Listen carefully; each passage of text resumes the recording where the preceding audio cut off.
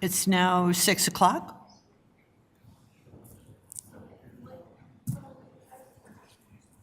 And this is a hybrid meeting Se of the... ofrecen servicios de interpretación en español para esta reunión del Consejo Municipal.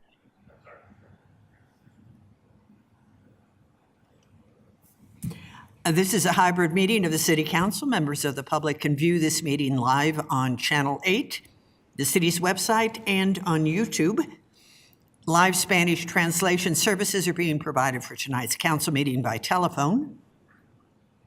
Please dial 720-386-9023 and use code 104091 *. I should do that in Spanish for it to make sense. Okay. The city clerk is a host of the Zoom meeting. Speakers will be able to unmute themselves when recognized. We have 2 members of our city council on Zoom tonight. That's Mayor Douglas and Councilmember Kim. This is the study session of February 9th, and I will now call the study session to order and invite Heather Vidlock, the planning manager, forward to give the presentation on Land Development Code legislative rezoning project. Thank you. Thank you, Madam Mayor Pro Tem. We wanted to touch base with you today on the kickoff of our legislative rezoning. As you know, from our land use training, the city adopted the new comprehensive plan in 2024 and the new land development code in 2025. So this really helps us to enact the land development code by going through a legislative rezoning process here at the city. In terms of this evening, our goal is to outline for you the key objectives for the legislative rezoning project, give you a timeline of how we're going to walk through that this year, and also get your input on how we can go through the legislative zoning and public engagement. So when we talk about making the land development code applicable to all the properties in the city, we have to think about why do cities draft a land development code? And basically it comes from our police powers to protect the health, safety, and welfare of the residents. And we want to provide clear rules for land use and development. So we know we've gone through land use training with all of you to explain what a land development code does in terms of development procedures, design guidelines, zone districts, everything that's included in the land development code. We're supporting the quality of life, the environment, and the economy by providing guidance and framework in the land development code that takes properties through the development review process in a consistent and predictable way. And the other piece of the land development code is to implement the comprehensive plan. So we're also going to speak to you tonight about how do you implement the comprehensive plan through the legislative zoning. And these maps that you see on the right side of the screen are taken from the comprehensive plan. So if you recall, there's different character areas for the city, and there's different residential framework, economic framework. So we have to look to those maps for guidance when we're thinking about what is the proper zoning for different parts of the city. When we went through the land development code update, we had specific project goals, and that was to modernize the code, to implement existing plans, including the policies and objectives of the comprehensive plan.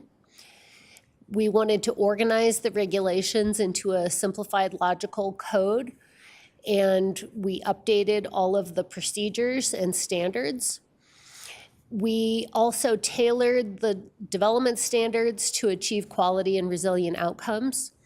So it gives clear direction to design professionals in terms of what the city's expectations are for designing within our community. We've also streamlined the review procedures so that they're more clear, and we've illustrated them with graphics, and we've included a development guidebook that accompanies the Land Development Code that helps walk an applicant through the process. So in the end, we created a more user-friendly development code with more graphics, tables, and this will be accessible to our community and our development community online. However, to make that land development code applicable to different parts of the city, we have to go through another step, and that's actually applying zoning to the properties consistent with the zone districts in the new land development code. And what we're showing you this evening is called a legislative zoning. So that's when the city takes the initiative to apply zoning to properties and assign zone districts. And we want to make sure that we do lots of public outreach with our business community, with property owners, with residents, so that they understand the zoning that's going to be applied to their property. In many cases, as Sung Han, our principal planner, is going to share with you in a few minutes, that zoning is going to be consistent from the old code to the new code. But in some cases, in order to implement the comprehensive plan, we're looking at actually changing the zoning. The other way that the new land development code can become applicable to properties is when an applicant comes in to apply for a rezoning. So any applications that we take from here on out, after that November 3rd adoption date of the Land Development Code, is subject to the new LDC. So you will see some applications coming before you in the next several months that are new rezonings under the new LDC. And we'll always make that clear to you, whether you're operating under the old Land Development Code, the 2009 Land Development Code, or the 2025, the new Land Development Code. Okay, so I'm going to pass it over to Sung Hong, our principal planner, and he's going to walk you through the remainder of these slides, and then we'll be available to answer any questions at the end of the presentation. Or if you have a burning question and you'd like to interrupt us, that's not a problem either.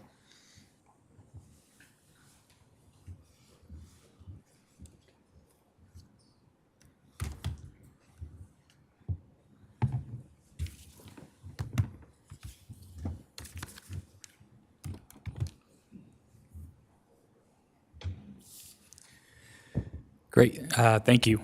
So I'll quickly go over the key objectives that were scoped out and considered when we initially approached the project. And so the first is to obviously ultimately create a unified zoning map under the new Land Development Code. The second, as we covered, is to implement the comprehensive plan. And third is to ensure robust engagement and a community process so that we engage with a variety of stakeholders, and there are a variety of ways to engage with the project and make sure we're capturing all the valuable input from the community.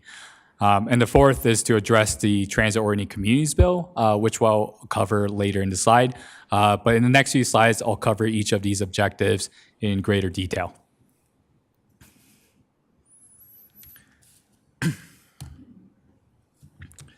So it's with the first goal of creating a unified zoning map under the 2025 Land Development Code, it's worth acknowledging that the majority of the city, as you see on the right-hand side that's colored in orange, a lot of the land out in Commerce City is zoned as what's called planned unit developments, or PUDs. And what PUDs are is essentially they are custom zoning for a property that includes negotiated development standards that were approved through a public hearing process.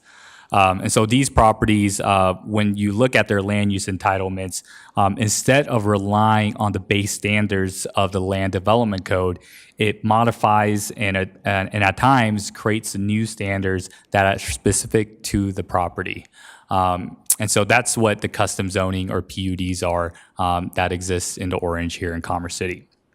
And so the current approach in terms of how we plan to address PUDs and bring PUDs under the new 2025 Land Development Code is through what we call an overlay district.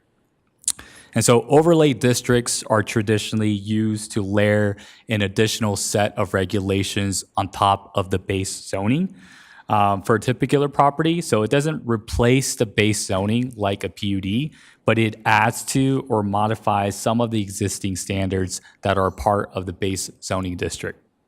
And so through this approach, by designating PUDs as an overlay, we can preserve, or the city can preserve, the PUD entitlements of the property owners that have a PUD that went through a public process, while also assigning them base zoning underneath that overlay.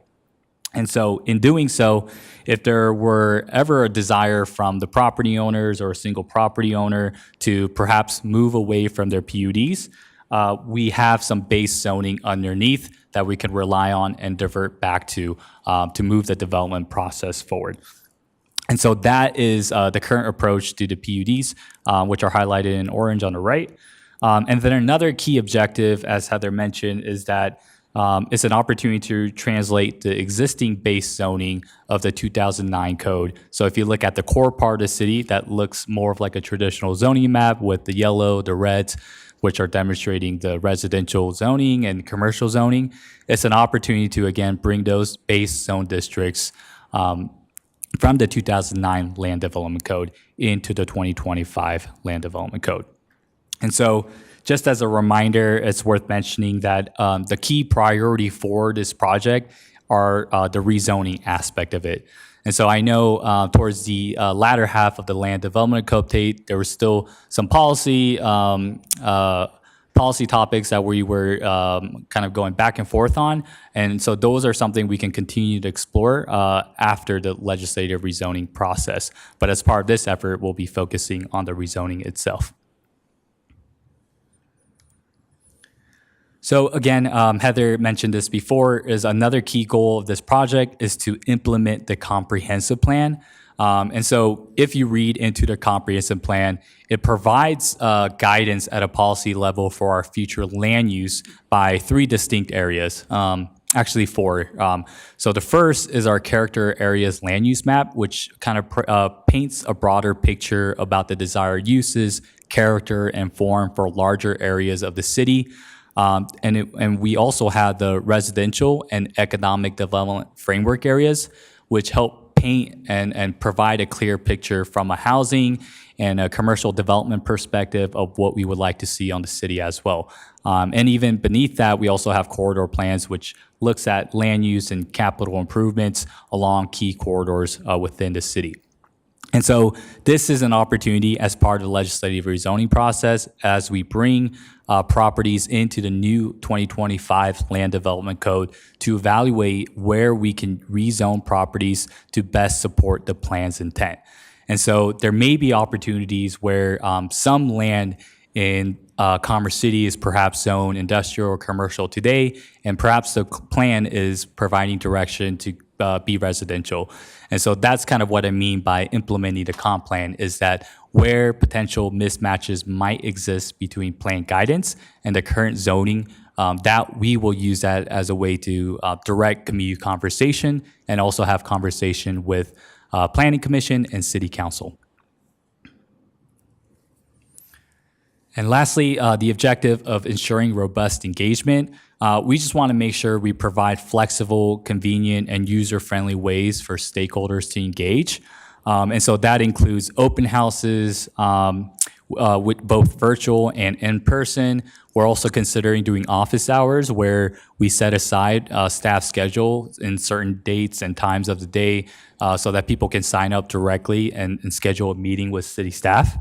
Another tool that we'll be using is online tools. And so on the right-hand side, if you look at that slide, it's not done yet, but eventually the map on the left-hand side will be filled in with full colors. And so it's an opportunity for people to look at the map, both new and old, in terms of what is changing in the city. And so that's a creative tool that we'll be using online to also capture input as well. And so on the fourth objective here, to address the transit-oriented communities bill, as some of the council members may remember, back, I believe, through a joint study session with Planning Commission and City Council on April 14th, 2025, we talked a lot about the state legislation that has been passed and how we're using the Land Development Code update as an effort to align with those state laws.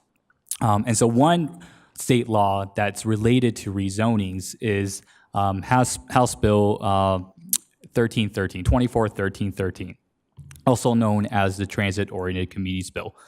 And so to summarize the requirements of the law, there are two key components. One is to establish a housing opportunity goal for transit-oriented communities as defined by the state. And so typically that is a half-mile buffer around key transit stations. For Commerce City, the only transit-oriented community areas that we have is at 72nd and Colorado, where we have our existing light rail station. And so the second key component to that is once a housing opportunity goal has been identified, cities are mandated to apply zoning in the area to accommodate that housing goal. So in other words, we need to apply zoning within that half-mile buffer to allow the development capacity to meet that housing goal, not necessarily construct the housing, but to have the development capacity to support that. And so based on our preliminary analysis and reporting to DOLA, I believe back in June of 2025, that housing opportunity goal is about close to 1,700 dwelling units, to be exact, 1,685. And so the final report to the state is due on by the end of this year, and being fully compliant and having the zoning in place is the deadline for that is the end of 2027.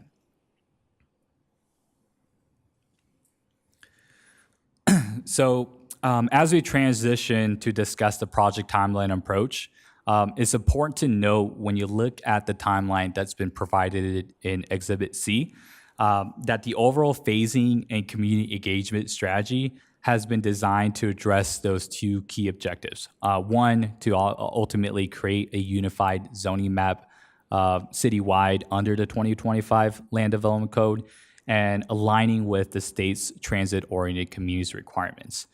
So this engagement process will be tailored to respond to those two distinct efforts, just recognizing that they both do have their own unique aspects and scope of the work, particularly for the TOC state, transit-oriented communities state requirements. And so these changes for the House Bill 1313 is also aligned somewhat with our comprehensive plan, which does call for higher density transit-oriented development, types of development in that area. And so as part of the TLC effort, we do expect engagement around different zoning alternatives to meet the state identified housing goal, which would also allow us to have community conversations through that process to talk about affordability and displacement mitigation strategies, which is also a requirement of that bill to have the city commit to. And so when we look at the key phases for the citywide legislative rezoning effort, we anticipate the project happening in about 3 distinct phases. The first phase, which we're gearing up to start around March, at the beginning of March, will focus on the northern neighborhoods and the E470 corridor, which are generally highlighted by the blue bubbles on the map there, which is focused primarily on our PUD zoning areas and large northern residential kind of neighborhoods. Phase 2 will be focused starting in June on the core city, Irondale, and the Northern Business District, where we have a higher concentration of base zone districts in that area. And really the big idea is that based on that outreach and based on the refinements we make throughout the process in Phase 1 and Phase 2, in around September, end of the summer and early fall, we anticipate having a citywide zoning map that has been refined through community feedback and to be able to bring that for adoption by Planning Commission and City Council. And in terms of process, I just covered community engagement, but we also do have plans to meet with City Council and Planning Commission on a bi-monthly basis. So we are meeting here today in February, and we actually have I'll share with you at the end, we have a tentative meeting scheduled at the end of April as well. And so we're really just trying to create this iterative process where we're engaging with the community, hearing what the community has to say, and bringing that back to City Council to continue the conversation on the map. And so I kind of reiterated the same points here for the transit-oriented communities rezoning effort, but that will also have 3 distinct phases, which follow a similar timeline, but has been broken out to respond to the unique needs and the scope of the project.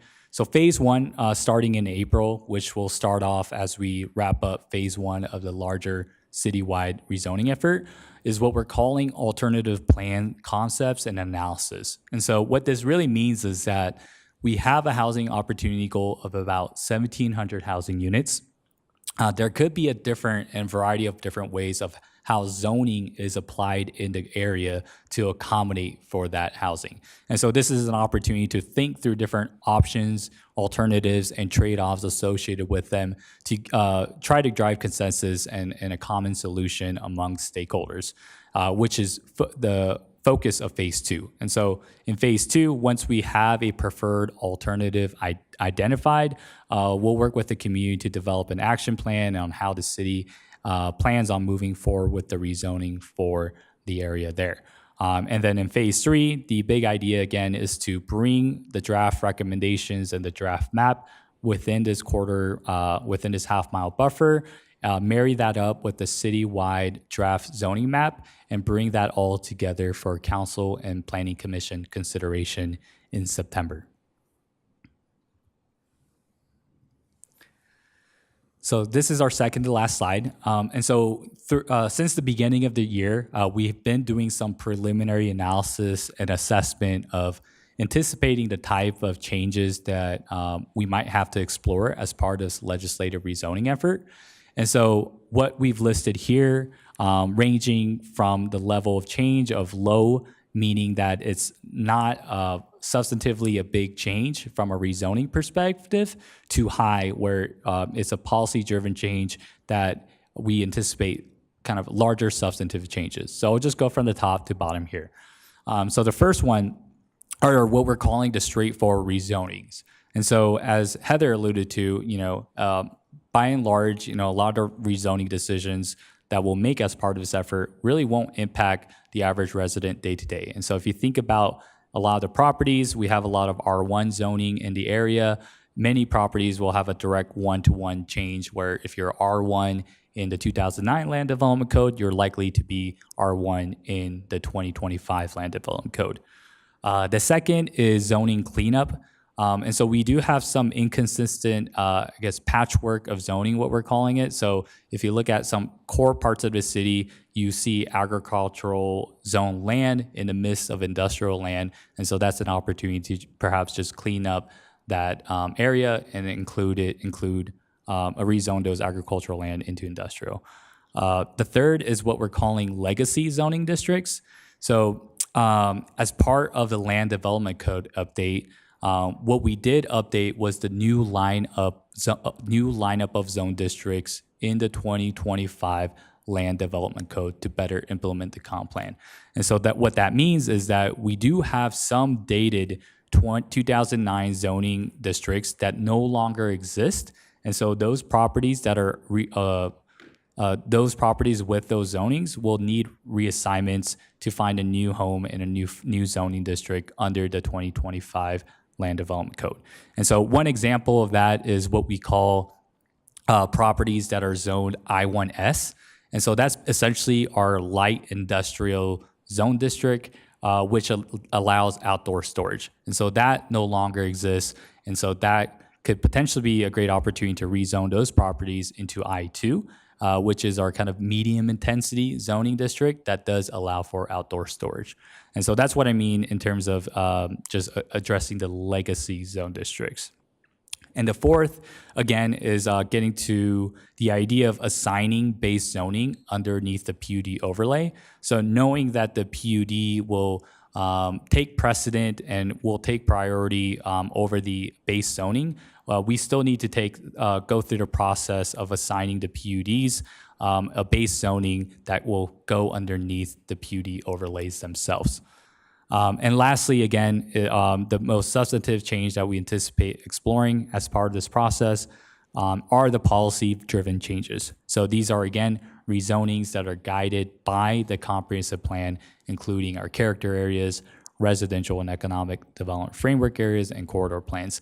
And so that's where we feel like, or we anticipate most of the community conversations and council conversations to focus on. And so with that, this is the last slide from us. It's just a quick next step slide. The first is we anticipate our first round of community engagement, again, happening for phase one, which we are gearing up for right now, to take place in March through, I believe, through mid-April or so. And then the phase one engagement of the TOC legislative rezoning will follow in April. And again, we do have a tentative city council study session scheduled for April 27th, which will be an opportunity, again, to circle back on our outreach and the draft map for phase one. And that's it from me. Thank you. All right, community development team, well done. Thank you very much. Councilmember Guardiola. Thank you, Mayor Pro Tem. I have a couple things. First, for the outreach, you said you'd have office hours. Is there a way that we could go out to the community instead of them coming in here, or have both? I just think that's always, I think it's just good for our community that they see us out there in different locations, especially I'm looking at the map for Ward 1 when it comes to the TOCs, right? I think a lot of questions are going to come from that, but is there a way that this department could have some here, but also at some key locations so we know they're out there? Yeah, for sure. I think that's something we will definitely do, and something we did in the latter half of the land development code update. We call those kind of like the pop-up events. So I know during the summer especially, we have the parks at the, or sorry, not the parks at the concerts, the music concerts at the parks. And so that's an opportunity where the community is already gathering together to set up a booth and engage with folks that traditionally don't attend open houses or fill out online surveys. And so that's really where we've engaged with a lot of people towards the end of the land development code update. And so, yeah, that's definitely on our radar and something we will explore. Cool, thank you. And then on your slide of the TOCs, are we working, because if you look at that area, there's a lot of unincorporated Adams County, right? It's not just Commerce City. Are we partnering up with Adams County, or how's that dialogue, or how's that communication? Because it is a state law, but it affects two. What are we doing with that, or is there something we need to do to reach out to our county commissioners, county managers?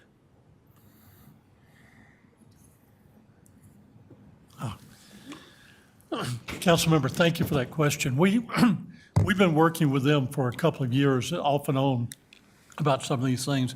We've also been working on an IGA that would help us work for those enclave properties and how we best incorporate them into all of our planning and zoning efforts that we do. So we are well aware that part of the impact of this TOC in Commerce City, a large part of that property is actually in unincorporated Adams County. So we are and have had conversations with their team. How are those conversations going? Are they good, mutual? Do we have? And the reason I'm asking is maybe there's something that we could do as a body to send letters or talk to our counterparts. Yeah, they're going fine. They've got to do their own thing, and we're doing ours. But we just want to make sure that we're cooperating and making sure we know what they're doing and that what we do blends together. But we've got a really good working relationship with their staff. Okay, thank you. Mayor Douglas. Thank you, Madam Chair. And thank you to, for those who did the presentation on this. It's the Land Development Code. Very interesting. Thank you for Councilmember Gualiola for bringing that question up, because you stated there's 1,685 units that have been approved for this project. Can you clarify how many units have actually been built to date? So just a point of clarification, that 1685 number is the capacity that we need to allow through zoning in the area. So they're not approved units. The state is mandating for us to apply zoning so that potentially 1685 housing units could be built in the area. And so it's really, the state is created a spreadsheet that serves as more of a development pro forma. And essentially, we need to be able to prove through that spreadsheet that with the zoning that we will have in place in the future, it could allow for that type or for that many of units to be built. Okay. Does that help? Well, it helps, yes. I would like to see it where we can identify where we can't meet that measurement. Because in the blue, just like it was stated, those are in the county. And there's a lot of land, we have this aggregate pit. There's one to the north of the blue on the west side of Colorado Boulevard. So there are areas within this circle that are not in Commerce City that could align, but I would not try to encroach on areas that's already developed. Those folks over there do not want to be inundated with high density built out of this area to accommodate this 1685. I think we should identify exactly what we can do and not what we should do. We should not be forced to do something, especially from the state, that approaches on our local control. The other question I have, do the city have any time requirements tied to issue a permit to ensure projects move forward in a timely manner? And if development does not begin our process within a defined period, is there a requirement for the developer to come back and reapply? Because Brighton and other surrounding cities have this within their policy. And so to clarify, the 1685, that housing was derived solely based on properties within city limits. But I think point well taken. I think we do have to go through the next step of thinking through the different zoning alternatives and scenario of, maybe potentially the getting closer to 1,700 housing units could be difficult and of a challenge. But that's really what phase one is dedicated towards, is to explore the different solutions and possible alternatives of how we may potentially align. And then for the second question, I'll turn to Heather. Okay.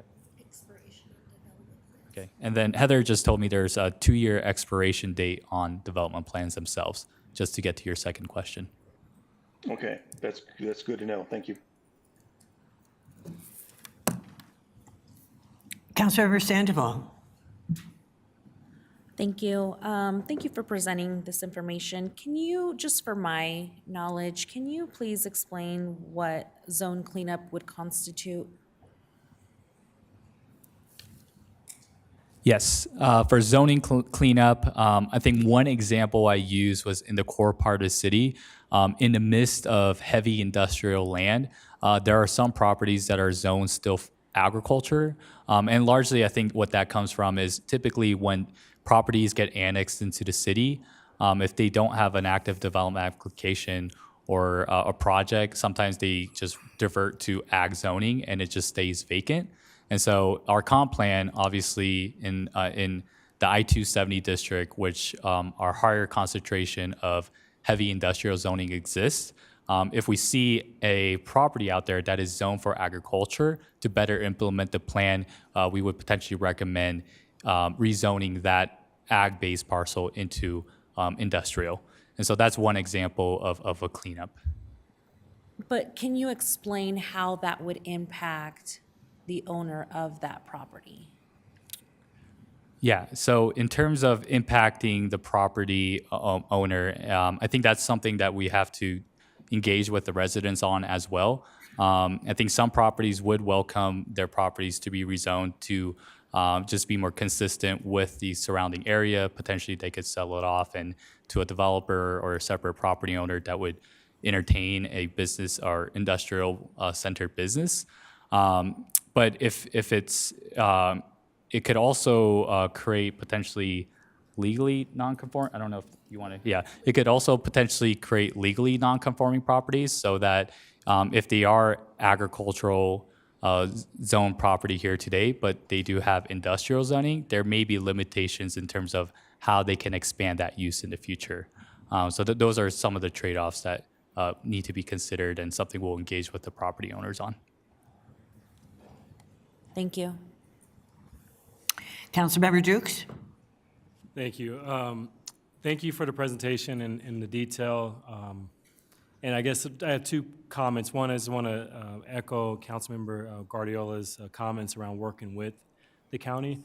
I think there's proactive steps we can take to try to find partnerships. And, I believe in like how to find yes, way to yes. And so my understanding is that the 1,600 units is from an executive order that was a part of a legislation that didn't pass, but then was actually an executive order later on, correct? Is that correct?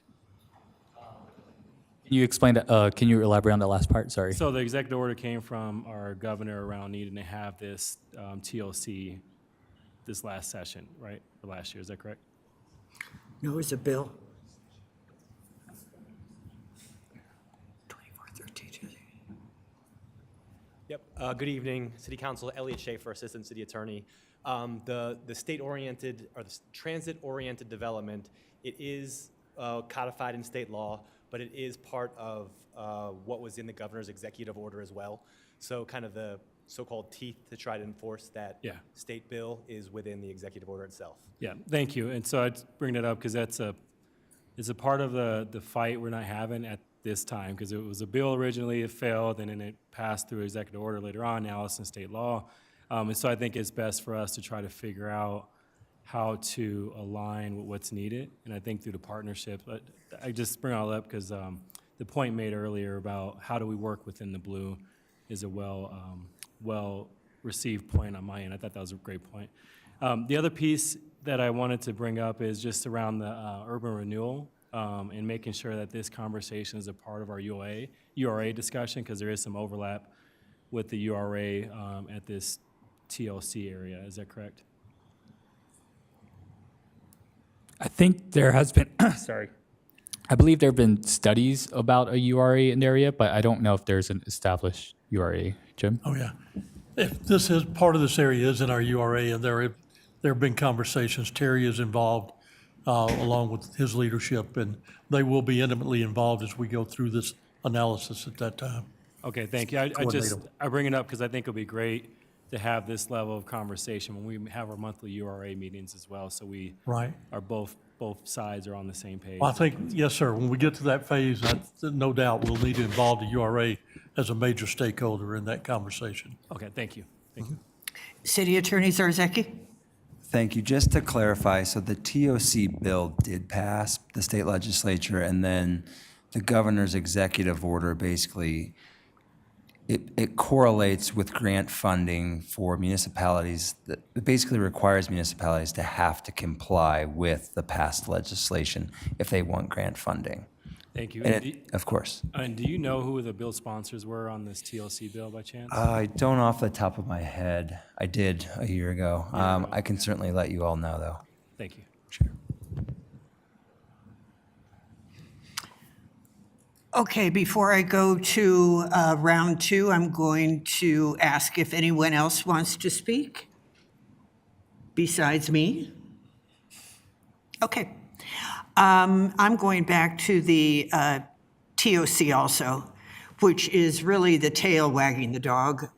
If we are stuck with whatever RTD did in terms of a transit-oriented development by having a station where it is. right there on Colorado Boulevard and 72nd. Is there an option for us to identify other potential TOCs in Commerce City? There is an alternative option to designate potentially other transit-oriented community areas to accomplish the state bill, but I believe that is very tied to the fact that if there's an insufficient supply of water or large infrastructure constraints that would prevent that type of housing to be built in the area, the state would consider that. And so that is something we're working with South Adams County Water and Sanitation Department or District, is understanding impacts of water supply in the area and see if that is something we can pursue. But again, the answer is yes or maybe, depending on what we find out. Okay, and how do they, what if these properties in the existing area of the TOC are naturally occurring affordable housing? I am troubled at the prospect of displacing people in order to put in towers.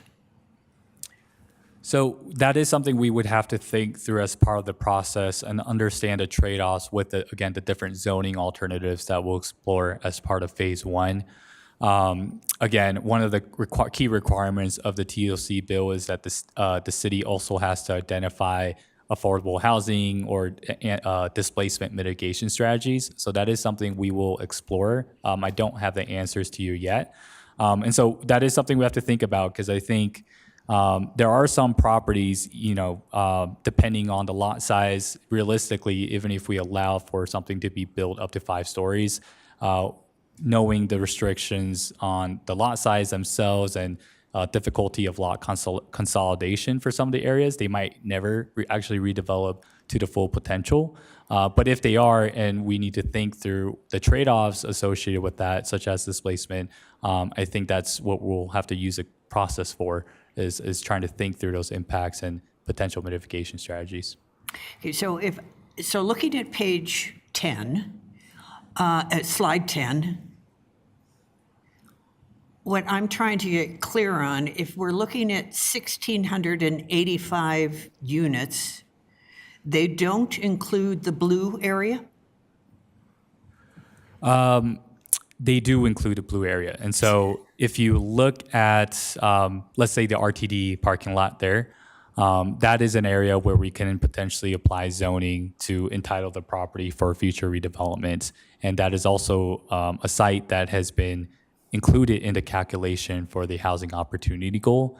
The only properties that were exempt from the housing opportunity goal calculation, I believe, is land that has been or is owned by the city and state. And so I think like school sites or even Adams County property over there further north of 72nd Avenue was not part of that calculation. And so the short answer is some of the public zoning that are in place could potentially be something else to accommodate for that additional density. Okay, and the 1685 is strictly our portion of that entire circle? Correct. And so for Adams County, they have unincorporated land, not just within our jurisdiction, but others as well. And so they have a larger housing opportunity goal they would need to consider. But to earlier points, we are closely coordinating with them. All right, so if you go across Colorado Boulevard to the west, they have, that area has its own number that it Correct. must achieve. Correct. Okay, so we can't use their area Not to that I'm aware count of. towards our 1685. Yes, I believe that's correct. Okay, and the state doesn't care that there is a gravel company over there that kicks up a lot of dust and bad air quality? They want people to live there, huh? Apparently. All right, he's trying to stay diplomatic. I wasn't. Okay, all righty. Councilmember Guardiola? Thank you. Just wondering, would this be also an opportunity to annex parts of unincorporated Adams County to Commerce City during this process, or having those conversations with those residents around there? Councilmember, that is part of the IGA that we're working on to make it easier to annex the enclaves. I know that our previous URA director had a number of conversations with the county about that very issue, and they didn't go too far, but I think that's one of the things we're looking at, and this may force some of that conversation. Yeah, I just think it's a great opportunity, even if it doesn't happen, but we're having those conversations with those folks, because a lot of folks in that area don't know if it's Carver City or Adams County, right? It's, the way I always say it is, who picks up your trash? And then, so just to keep that in mind when you're having these town halls, these outreaches, I just think it'd be a good opportunity to talk to folks out there about that. They think they're in Commerce City when they're not, and you're absolutely right. Right. Thank you. City Attorney Zarzaki. Thank you, Mayor Pro Tem. Just to answer Councilmember Dukes' question, so for House Bill 24-1313, the prime sponsors were Representative Woodrow, Representative Joday, Senator Hansen, and Senator Winter. Thank you. Heather, on sunsetting any of these applications, any of these permits, is there any way to sunset PUDs? Or is it too late to sunset them because they've already been approved? So we've had conversations about the PUDs, and removing them completely and doing away with their zoning entitlement could be very controversial with those developers and property owners that made an investment based on getting the PUD approved. So the hybrid alternative that we're looking at is, as Sung described, having an underlying base zoning and then having the PUD lay on top of that. What could eventually happen as neighborhoods build out is that the city could go back in and remove that PUD because it's just not necessary once it's built out. But we did think that a stronger approach of removing the PUDs would be more controversial with our development community. Yeah, because it frustrates me on page 7 to have PUDs cover virtually all of the north. So there is really no opportunity to rezone anything. It was the same thing that came up with a project that was approved last month, I guess, and it doesn't have to comport with our new rules because it's an old PUD. But it just takes years for some of these developers to move these projects, and they are now out of tune or out of balance with what the city is looking for as it moves forward. We are looking at the comprehensive plan to see if there's plan guidance in certain areas that are zoned PUD. So the underlying zoning could actually change to be different than what the PUD envisions. And what that would allow is a developer to look at the underlying zoning and make a decision about that perhaps they'd rather use the underlying zoning than what the PUD identified. The other key point is the PUD only regulates those items that are stated on the face of the PUD. Everything else falls back to the underlying code. So by, in effect, having underlying zoning, we are still enacting the 2025 Land Development Code. We just have certain provisions that are stipulated on those individual PUDs. But you're right, when we look at that large swath of orange PUD zoning in the northern neighborhoods, it's difficult to think about how do we execute change over time with those PUDs in place. Well said. City Attorney Zarzaki? I'm sorry, that's from before. I did not have anything else to add. All righty, thank you. Does anyone else have any question or comment?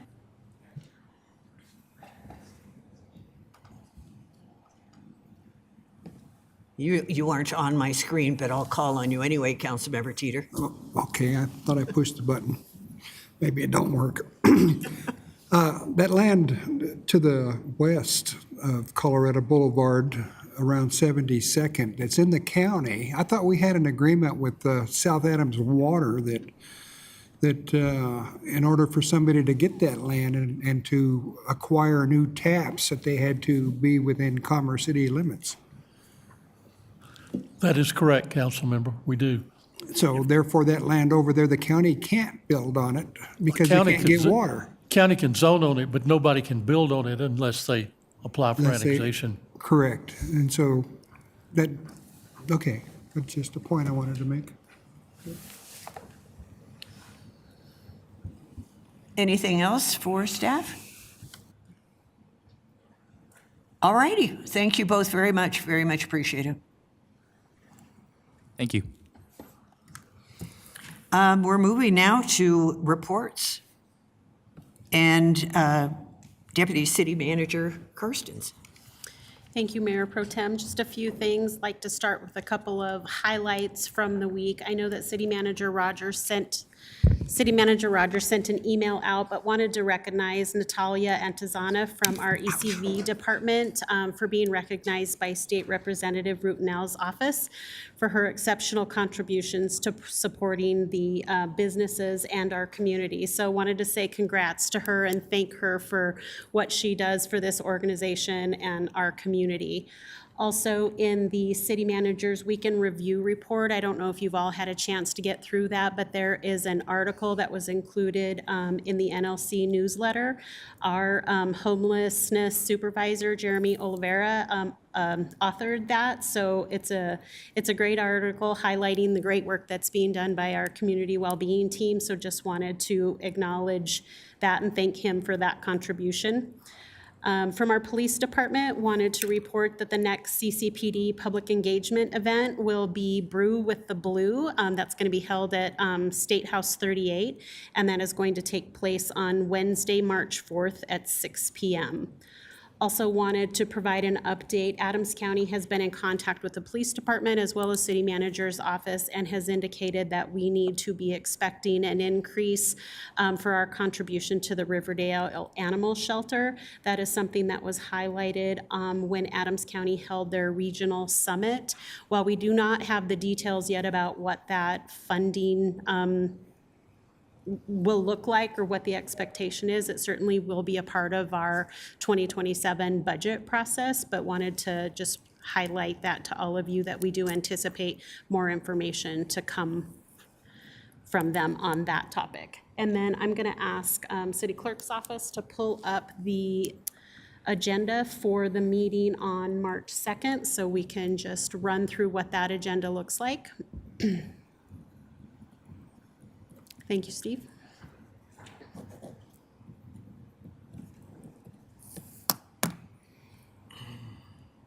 We'll take a look at a couple of weeks of the agenda. So that is regular meeting on March 2nd. It is a full evening. There will be a URA meeting going over the Derby lighting study and their contribution to the proposed flock expansion. Then we will reconvene back to the regular meeting. There is scheduled to be the monthly oil and gas update.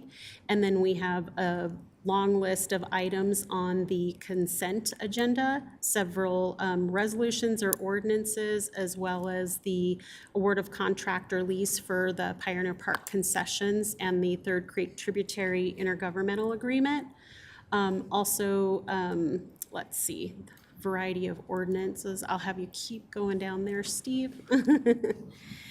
Thank you. There are a lot of them scheduled for Monday. And then we do have the public hearings for the Revesco property, as well as Colorado scaffolding and a request for a zone change.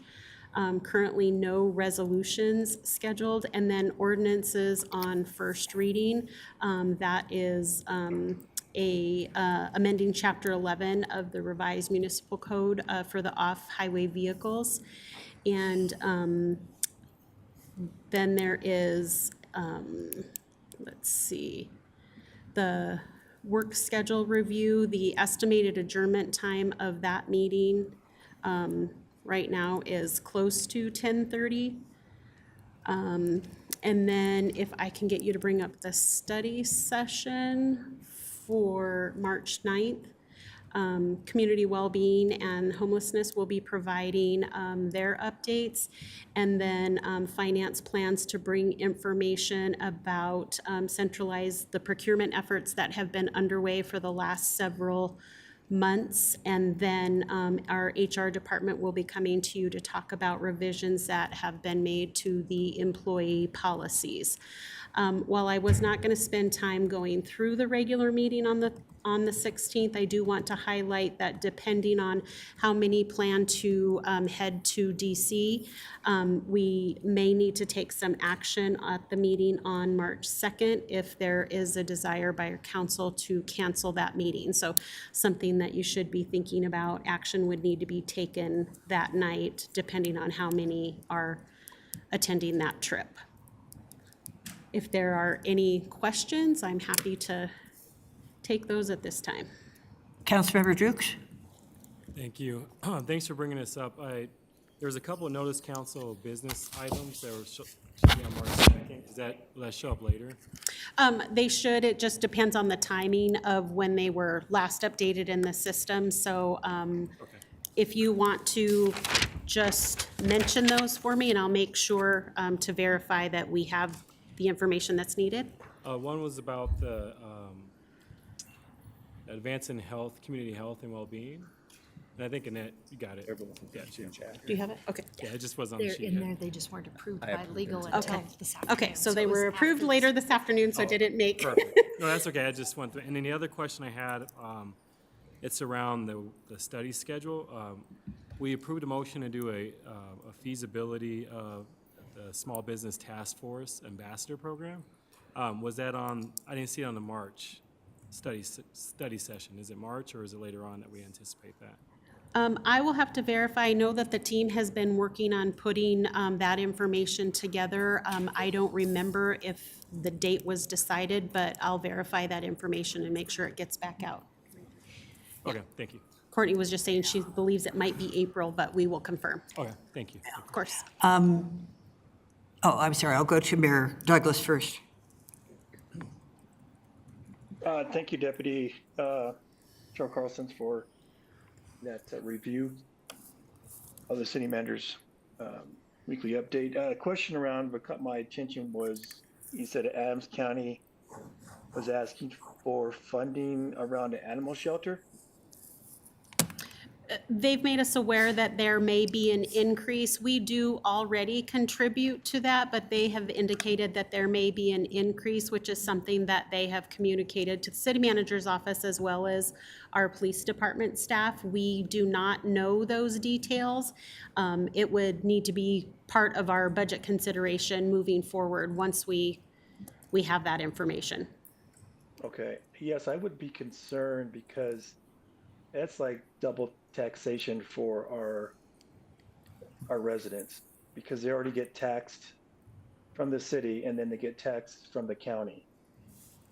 So I would want to take a hard look at our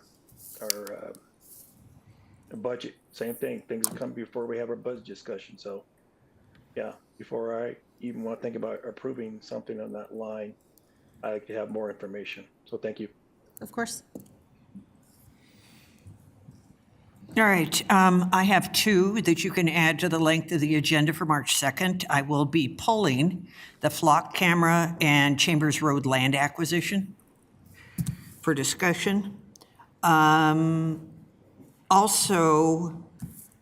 I wanted to put forward some study session items. Councilmember Garriola brought it up earlier, but I had also talked about it previously, which was annexations of county property, so we don't have all of these enclaves.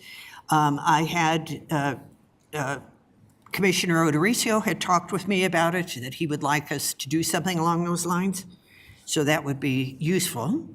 There is a great deal of concern in Ward 4 about speed limits.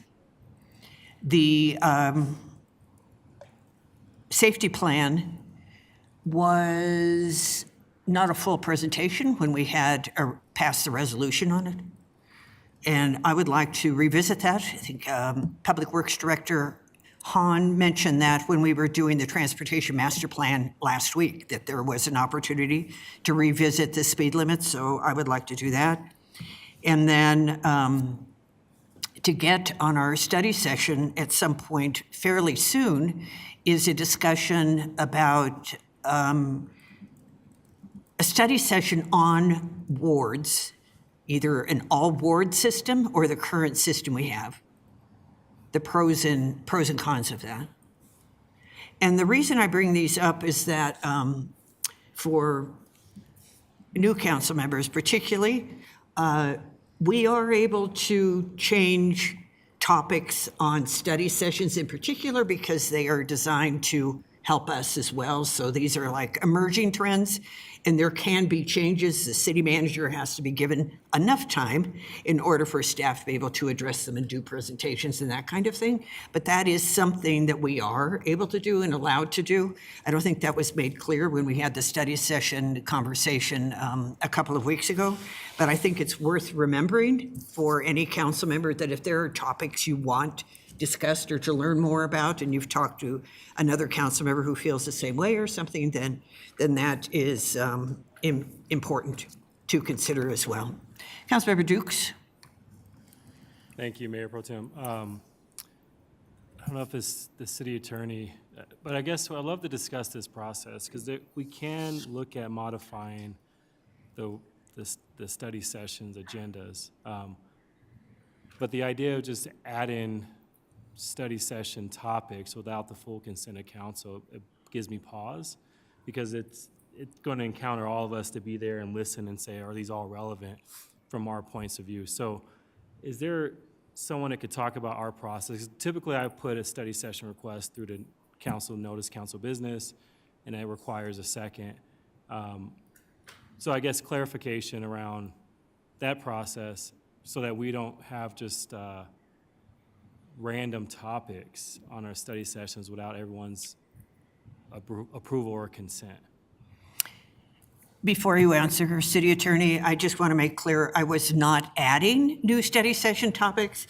I wanted it to be said publicly because I have constituents that watch these meetings and I want them to know that I am moving these items forward on their behalf.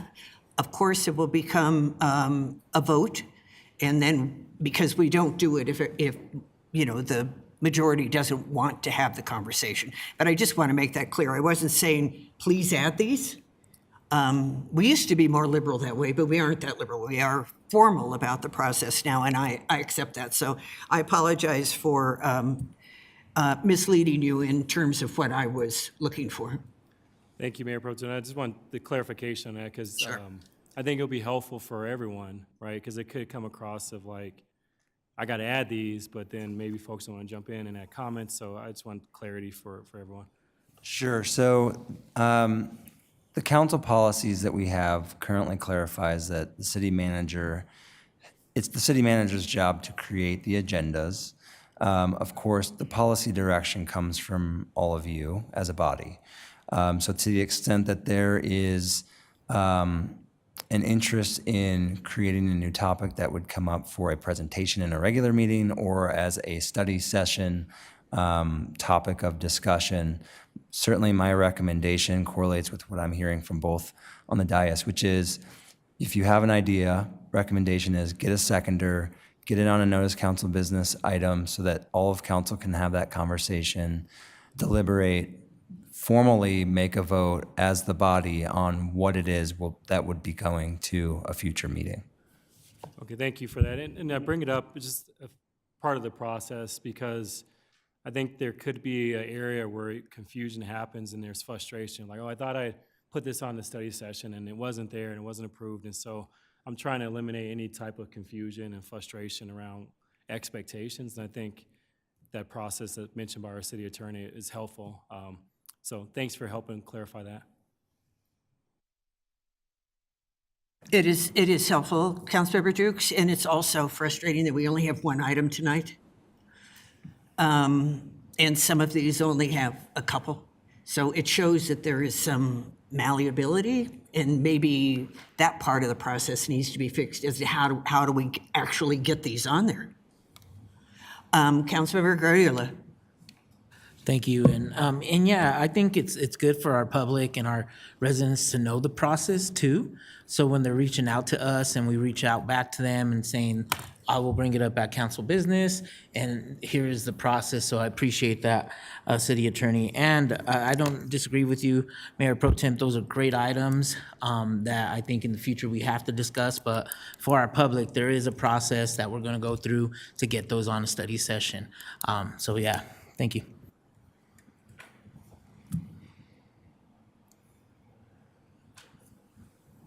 Anyone else?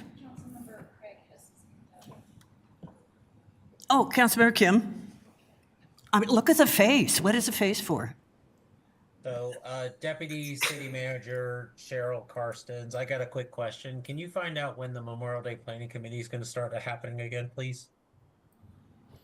Yes, sir, I'm happy to follow up on that and get the information back out to you. Thank you, ma'am.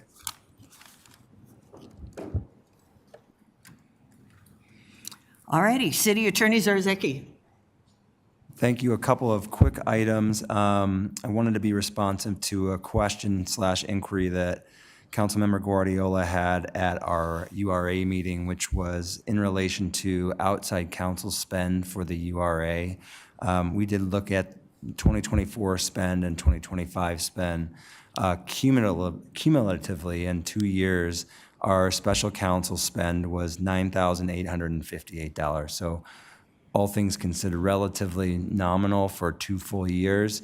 I think one thing to clarify, though, is that we were not meeting regularly, right? So it was not a regular outside counsel spend on a monthly basis.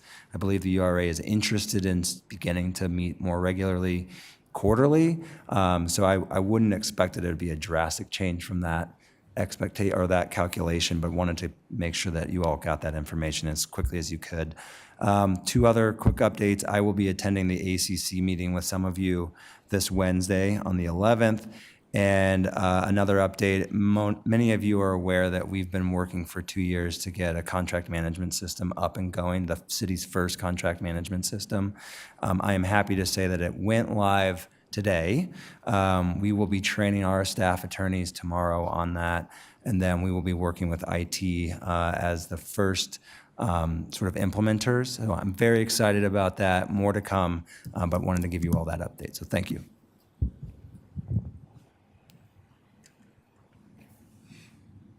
Councilmember Dukes, have a question? Just a comment. Thank you, City Attorney. I know the contract management system has been a big, beautiful constraint for you since you've been here. And I hope everyone understands and appreciates the risk and the mitigation that you were able to solve this risk that we were under. Without this type of system, we're at a big risk as a city. And so thank you for your leadership.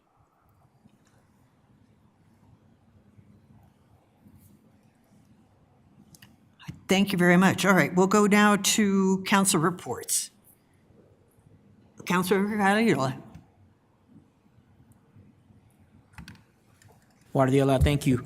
I attended the DEI movie with a number of our colleagues. Great showing, again, thanks to that commission. I think it was good. The other thing is myself and Councilwoman Sandoval attended the Youth Commission, and just kind of wanted to put it out there. They're having their town hall, and it's going to be on safety, April 16th. So just save the date on that. The students are reaching out to panelists and creating some questions. Looking forward to. So April 16th, it should be in the evening. Just put that on, save the date. That's all. Thank you. Mayor Douglas. Thank you, Madam Chair. Yes, starts out February 4th. I was contacted by a resident at Kearney Apartments just regarding to disruption caused by several individuals camping within the fenced property. These individuals were yelling at each other night and day, creating serious quality of life and safety health concerns for nearby residents.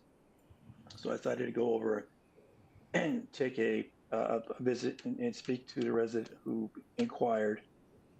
And so pictures are submitted, and coordination with the Commerce City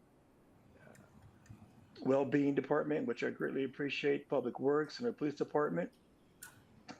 All those departments collaborated with a great purpose, and they actually were able to clean that property up, remove the folks who were decided to camp out on that property, and then restoring serious life quality and health concerns. So kudos to them. That was very successful. And then Friday, I met with Jackie Valdez about Colorado and 68th Avenue. And actually, Sean Poe reached out to Jackie, and she set a meeting up. So we walked that area, and the former Councilmember Douglas was there as well, and because Jackie had asked her to be there. And so Sean, we all walked the area over 68th in Colorado, and Sean was going over with some of the additions they were going to do to really make it really hard for trucks to turn down that block with bump outs in the corner. Talked about drainage in the area as well. I thought that was very successful. Myself, Mayor Pro Tem, and Councilmember Teeter, we all did a police department real-time crime visit, and that was that was great just to see how that process works and how transparent they are.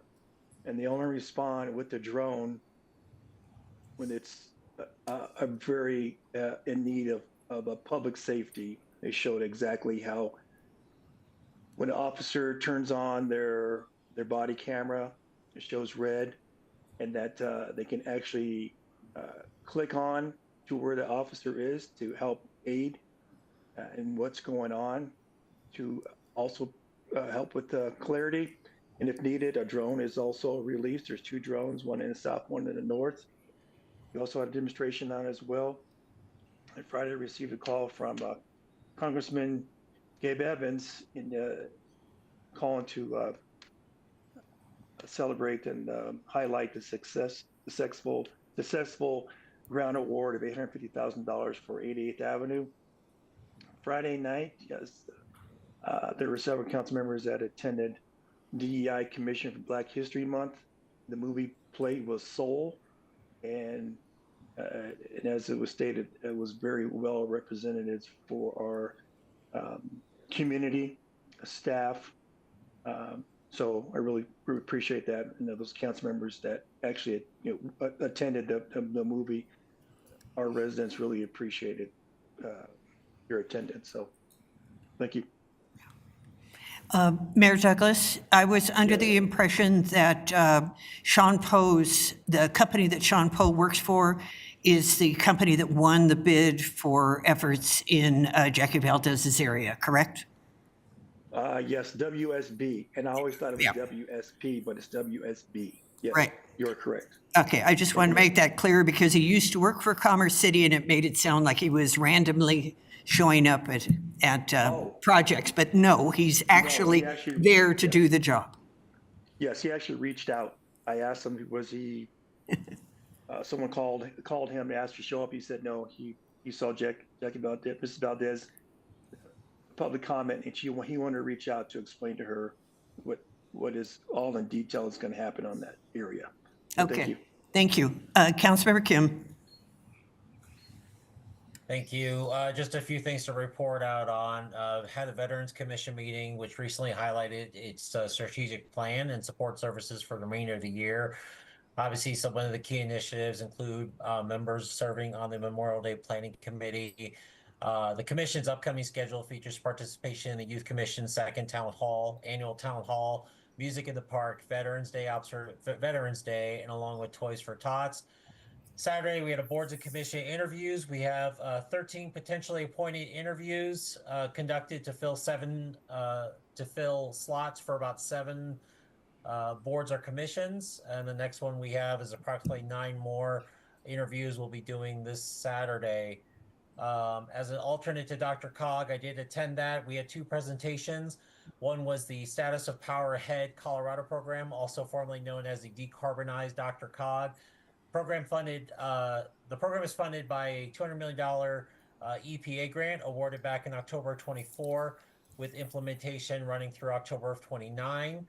And then the other presentation we had was regarding the Area Agency on Aging AAA update. Updates highlighted the state of the region for older adults and the operational challenges facing the agency, such as demographic growth, wait list and ranking, funding, advocacy, and strategic goals. That is all I have. Thank you. Councilmember Kim, did the Dr. Cog meeting talk about the giant heat pump grant that they got and how cities or customers can avail themselves of it? Yeah, so they did talk about that, and that's part of the whole the presentation about the heat pump deal. I think round one for the subaward program closed out on October 25, awarding funds to 27 jurisdictions, primarily for hiring new staff. Round two will be another $8.5 million in competitive funding. Is scheduled to launch in April of 26. Trying to think, what else did they mention? I'm sure that maybe Councilmember Dukes can help me out with that as far as what other items they targeted. I know they talk about research and modeling. They awarded a $600,000 contract with the New Building Institute that was selected back in December. But yeah, they did talk about the heat pumps. I do recall that, but I don't know if maybe Councilmember Dukes actually might have some more insight into that during his report out. Well, as luck would have it, he's the next person in line. So Councilmember Dukes? Thank you, Mayor Pro Tem. And I'll start with that. Thank you, Councilmember Kim. Yes, I participated and joined the Dr. Cog meeting as well. And so a part of this is that they received a lot of dollars for the decarbonization efforts. And so it was happy to see that Commerce City was a part of that first round in terms of there was 4 areas. One was it comprised of program, building policy, marketing and communication, incentives, and advising for workforce. So there are separate grant opportunities that we were a part of, and we are in the mix of helping move forward with that. The big piece with the heat pumps is that the other thing that wasn't mentioned, there's about 1,600 residents that could receive services for no cost to have heat and cooling pumps installed into their houses. This is going to be the first rollout of this, but I think this would be great for us to try to communicate so we can have a lot of our residents, especially with residents with older homes that don't have access to AC and heat. Just to piggyback on the conversation with the aging, Dr. Cog talked about the area of agency on aging. An interesting fact that this is one of their biggest agencies in Dr. Cog, and that there was continual pressure because of less funding is taking place in Havant. So they're looking at how to cut dollars there. So that's something that as a city we probably have to think about as well, with less funding around helping our aging residents. And so that's something Dr. Cog highlighted outside of what Councilmember Kim mentioned. I want to just also give a heads up. Right now it's not an issue in terms of it's been so hot, but our Reunion Pond has been seeing an uptick of young children walking on the pond. And so as it freezes over, please notify and talk to families at the coffee house and Extra and everywhere that it's not safe to walk on the pond. I had a conversation with South Adams County Fire around there, going to start pushing out some communications effort to really talk through that. So I think I wanted to highlight that here, specifically in Reunion and the pond itself, but that's something across our city that needs to be account of. My monthly meetup on Saturday, February 14th, has been changed. We're not going to do it at the Republic service with the EV. They had to change the date because of some of the staffing challenges but we're going to actually move that monthly meetup to the Rocky Mountain National Wildlife Refuge. I'll be at the Visitor Center at 10 a.m. This is a meetup where we have an opportunity to talk about all things Commerce City and hear your feedback, but also highlight our asset for the city. As you may know, we get about 1 million visitors a year. This is noted as one of the most successful environmental cleanups in U.S. history, and it's also a site that's noted as one of the sites that helped win World War II. So this is something that's in our city that we want to celebrate. So I'll be there, and it's open to all residents to chat. We can walk if the weather permits. The other update I want to give is that last year, around October, myself and Councilmember Kim reached out to CDOT to really have a partnership and spearhead conversations about some of the challenges that we've been facing, whether it's unhoused, under the bridges, the paving of some of the streets that are not in Commerce City, and then just overall communication and challenges that they may be facing at CDOT as well. And so I sent out another email earlier this week, or in the last week, I guess, to kick off that conversation again. When we left the last discussion, we had a list of actions that were going to take place between the city staff and CDOT.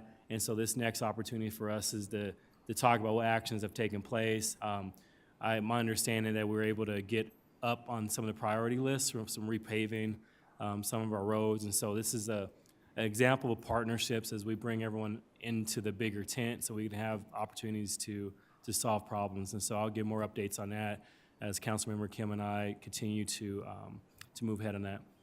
The last piece is that on Wednesday, I'm not able to attend the Water Board meeting because of the invite to go to a Regional Transportation Authority discussion with Broomfield and some other city council members. And so this is an opportunity for us to really think about how do we partner regionally on transportation issues for us as a city, but we understand RTD is under tremendous pressure and their budget is a challenge, and so we want to figure out what we can do as a city to provide some much needed transportation support to our residents. And so I'll be a part of that conversation and look forward to reporting out what comes of that. With that, that's my report. Councilmember Young. I wanted to share kind of a fun thing. And you know, in my day job, I run Leadership Commerce City, and we were able to visit the state capitol. Our representatives at Policy Matters helped coordinate the whole day for us. We were able to spend some time with Senator Michelson Janae in her office, which was so kind and generous of her. She shared with us some bills that are coming up and some things that are happening at the state, state capitol. We also had, we got to have a picture moment with Representative Routenell, and he created a really thoughtful acknowledgement for each member of the class, including Natalia, who works here at the city. And I just was really, really impressed with Policy Matters, but also had a great day at the Capitol. Councilmember Kim is also in Leadership Commerce City this year. And so I was able to have some conversation with Jordan Peters here at the city about the Civic Academy and coordinating some ways that we can kind of cross-communicate about our two programs, because there's some alliance with the two programs, and ours kind of expands on it. So that was a really helpful and thoughtful discussion as well. Also, the state capitol is awesome and overwhelming, really overwhelming. Thank you. Councilmember Sandoval. I just wanted to add to what Councilmember Kim had mentioned regarding our boards and commissions interviews. The next quarter interviews will happen on April 25th, and so there are still open member positions for various boards and commissions, so encourage the public to apply for those. And we were very thrilled with all of the participants that participated in those interviews. Everyone was great, and we appreciate the hard work that they're putting in for our community. Thank you. I'll be back for round two. I had a meeting with Adams County Commissioner Pinter. I participated in the Buffalo Highlands Homeowners Association meeting. High on their list of issues are speed concerns on streets in Buffalo Highlands And so hopefully we'll be able to address those and potentially do them in really new and unique ways for Commerce City, as opposed to police officers or signs or whatever the case might be. So some really good ideas came out of it. I also was invited to the Development Council of AC Rep, that's the Adams County Regional Economic Partnership.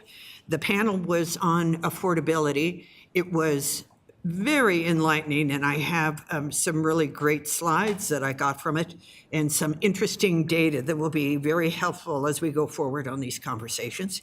I did participate in the boards and commissions meeting as well, and also the real-time crime center visit, as was pointed out by about those who sit at their desks and operate all of the high tech that's in that room. A lot of them got their training on PlayStation. They are of a particular age that they know exactly what they're doing, that's for sure. All right, I'll go back to round two, which would be Mayor Douglas. Thank you, Madam Chair.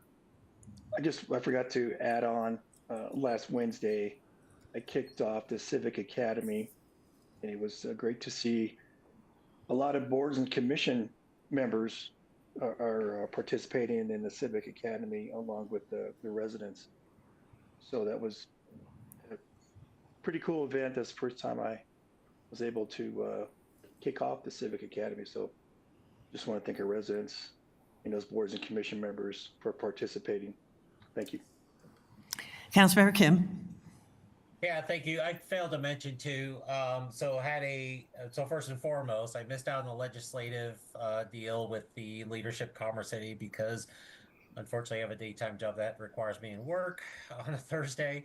But I'm going to be meeting with Senator Michelson Janae at her office sometime here in the near soon to talk about habitability, livability within Commerce City to include education. Going to be meeting with Senator Bennett's office to basically, I guess they want to share with me with regards to potential legislation that's going to be upcoming for Senator Bennett's office. And then also last week I did meet with Suncor, Ms. Leisha Barnett. Thanked her again for the wonderful donation with regards to the skating rink, to figure out how can we continue working together, continue collaborating, have that great partnership with Commerce City and Suncor. Those are the only things I had left. Thank you. All right, thank you very much. That concludes the study session. We are adjourned.